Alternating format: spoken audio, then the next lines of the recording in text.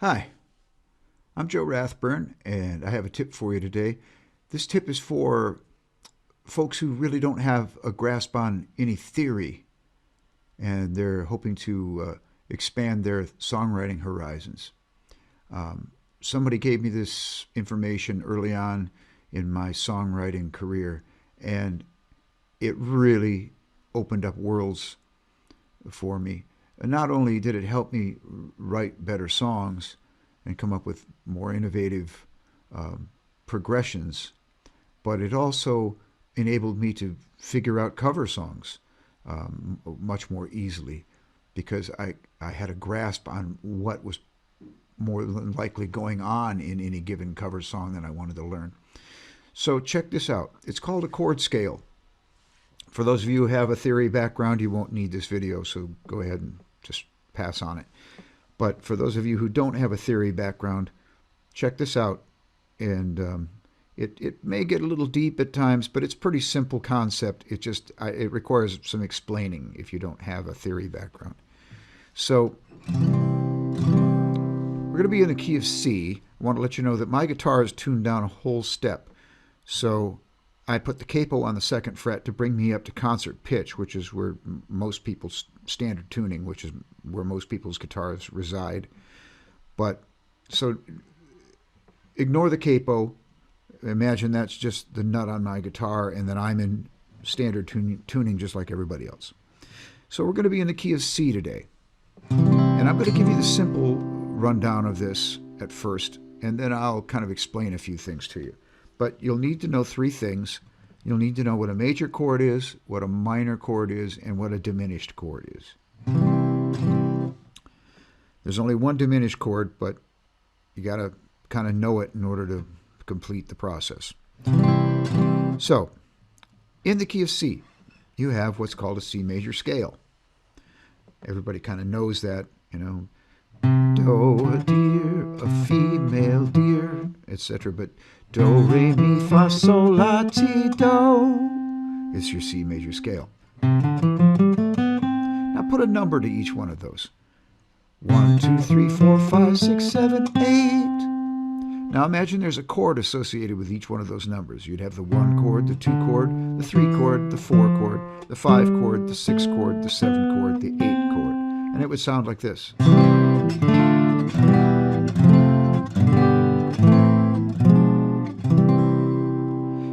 Sounds pretty cool, huh?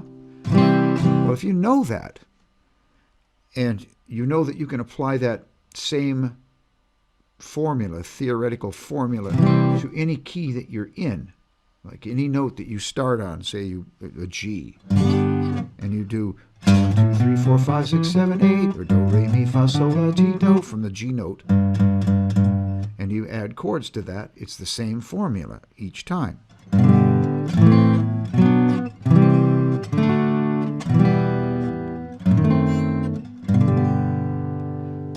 All right, now that's the basic idea. And let me explain the formula so you can figure it out for yourself from this point on. And that's the most important thing. The person who told me this was kind of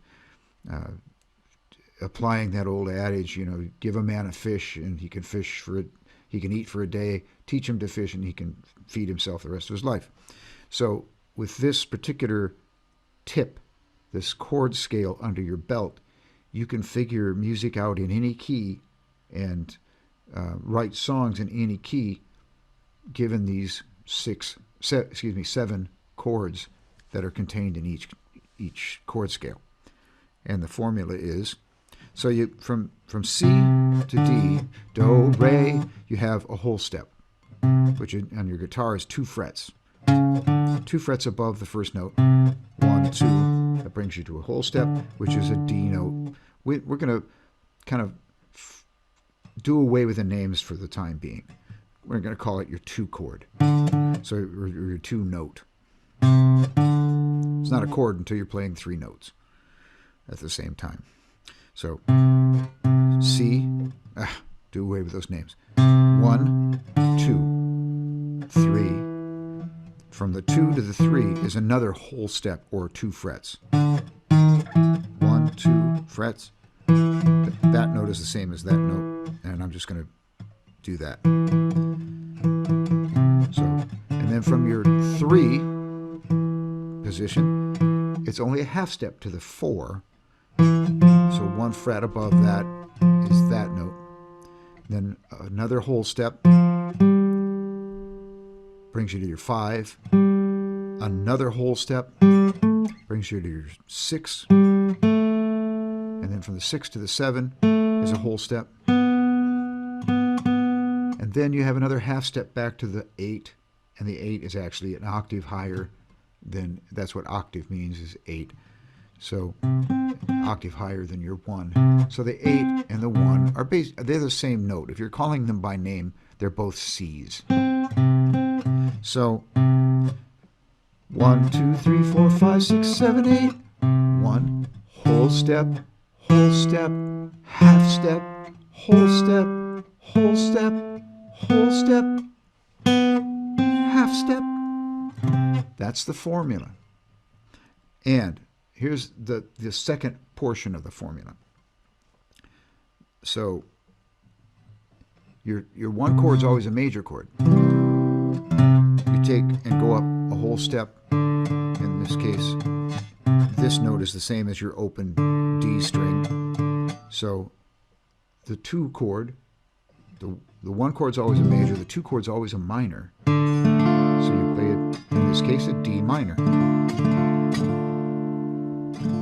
And the 3 chord's always a minor. So you go up a whole step from D, and you're at E, in this case, because we're in the key of C. But your 3 chord is always a minor.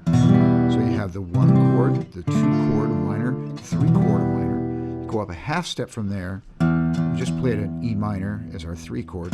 So a half step up from E is there. And that is an F, or your 4 chord. And then you go another whole step. And you have a G. In this case, it's your 5 chord. And it is also, it's a major. Did I say that the 4 chord was a minor? The 4 chord's a major. The 5 chord is a major. Go up a whole step. And you have another minor chord. And then you go up another whole step. And now we're doing the diminished chord.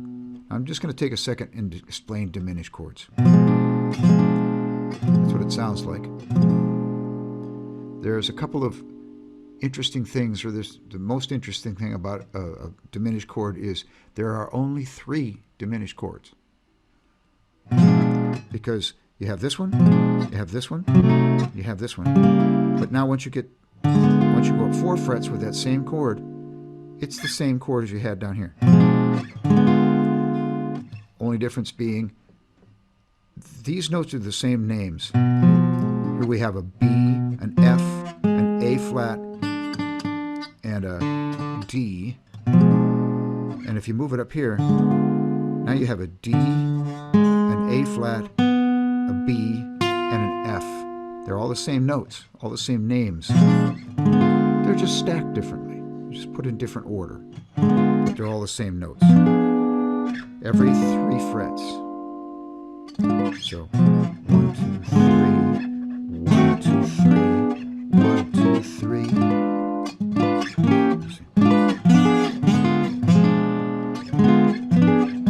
Those are all the same chord. So there's only 3 diminished chords, whereas the other chords, there's a lot more of them.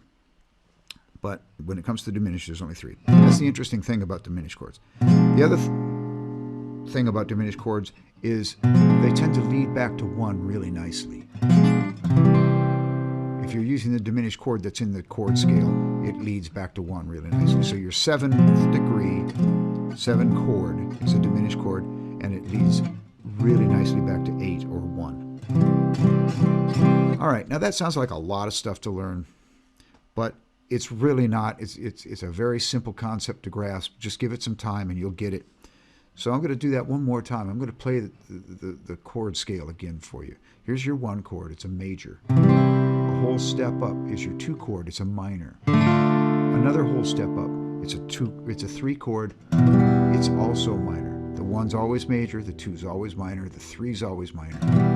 You go 1 fret higher than that, and it's a major chord, and it's your 4 chord. 4 is always major. Go a whole step up above that, and you have your 5 chord, and that's always a major. To your 6 chord, you go another whole step up, and that's always a minor. So far we've got 3 majors and then 3 minors. 1's a major, 2's a minor, 3's a minor, 4's a major, 5's a major, 6 is a minor, and then you have the one little standalone diminished chord, which leads back to 1.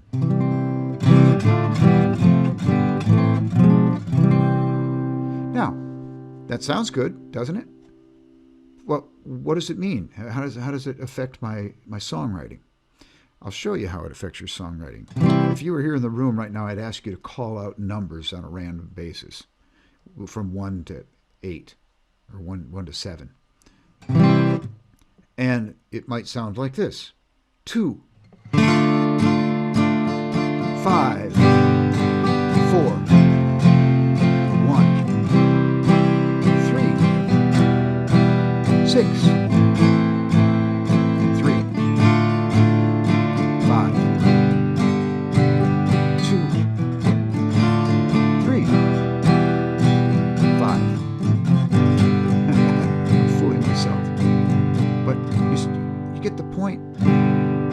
5, you could go 7, 1. That diminished chord also leads nicely into the 6th chord.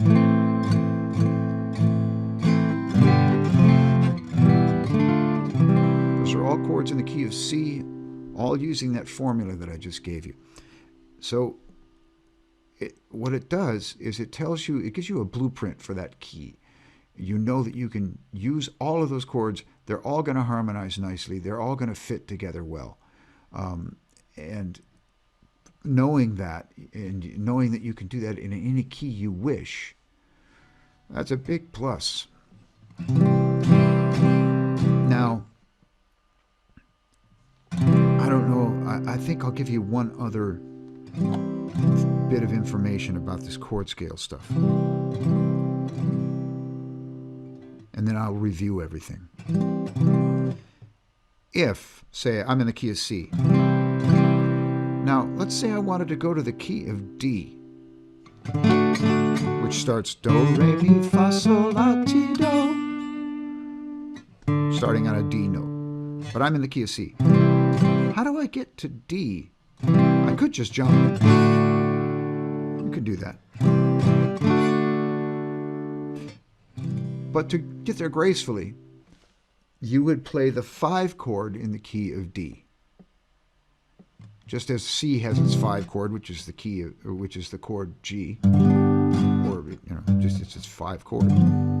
You would go to the 5 of D. So let's just figure that out briefly. Just maybe this will help you solidify the formula. So we're in the key of D now, which means it starts on a D note. The most convenient D note you have is your open D string. So do a Do, Re, Mi, Fa, Sol, La, Ti, Do from that note. Do, Re, Mi, Fa, Sol, 1, 2, 3, 4, 5. What note is that?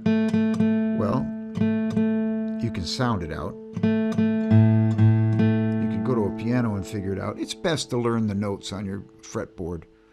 It'll really help you get along, figure things out. But for argument's sake, it is an A. So that's your 5 in the key of D, your 5 note. So you want to build a major chord on that note. You may already know what an A chord is. I'm sure you do. But if you didn't, you could just say, we've got a major chord built on A. So you play an A major. That's your 5 chord, and that leads, the 5 leads back to D really nicely. So if you were in the key of C, and you were strumming a C, and you're playing let's do 1, 4, 5 in the key of C. 1, 4, 5, 1, 1, 4, 5. Now I'm going to go to D. So I'm going to play that 5 chord of D, which we just figured out was an A. Now I'm in the key of D. There's my D. So I went 5 of D to 1 of D. And that's a really nice transition. So I'm in the key of C, 4 chord, 5 chord, 1 chord. Now I want to go to D. So I hit the 5 chord of D. I could have gone to A flat from C to that. It's kind of an odd transition. But if I hit the 5 chord of A flat before I hit that A flat, it would sound really smooth, like this. It's a nice transition.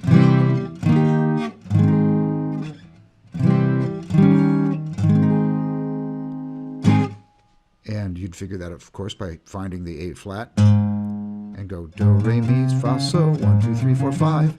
That's my 5 chord. Or 5, 7, you know, if you want to throw a 7 in there.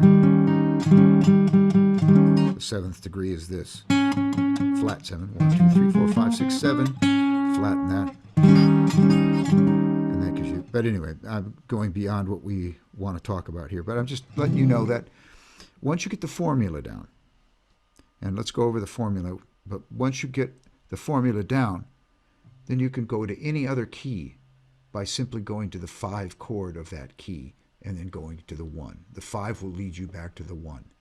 Just like the diminished chord will lead you to the 1. Let's try that out. Just we went from C to D by using that A chord as our transition chord, which A is the 5 of D. Let's use the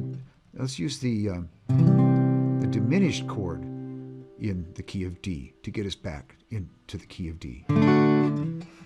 And what would that diminished chord be? Well, it's a diminished chord a half step below the root note, and the root note is always whatever key you're in. So we're going to D. So it'd be a half step below D. In this case, a C sharp.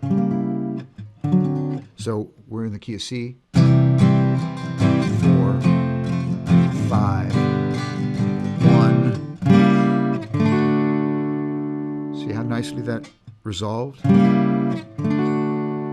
into D. 4,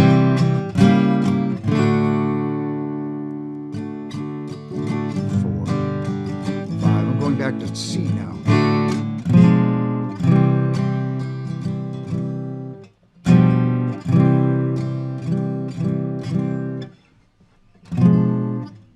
Okay, we're going to review, and then we'll be done. It's a lot of information, but I tell you, I guarantee you, you get this under your noggin and into your fingers, and you're going to, you know how you move up in plateaus, you know, and you'll sit at a plateau for a long time and not learn much of anything, and then all of a sudden you'll get this breakthrough. Well, this is going to be the mother of all breakthroughs for you, if you get this under your fingers.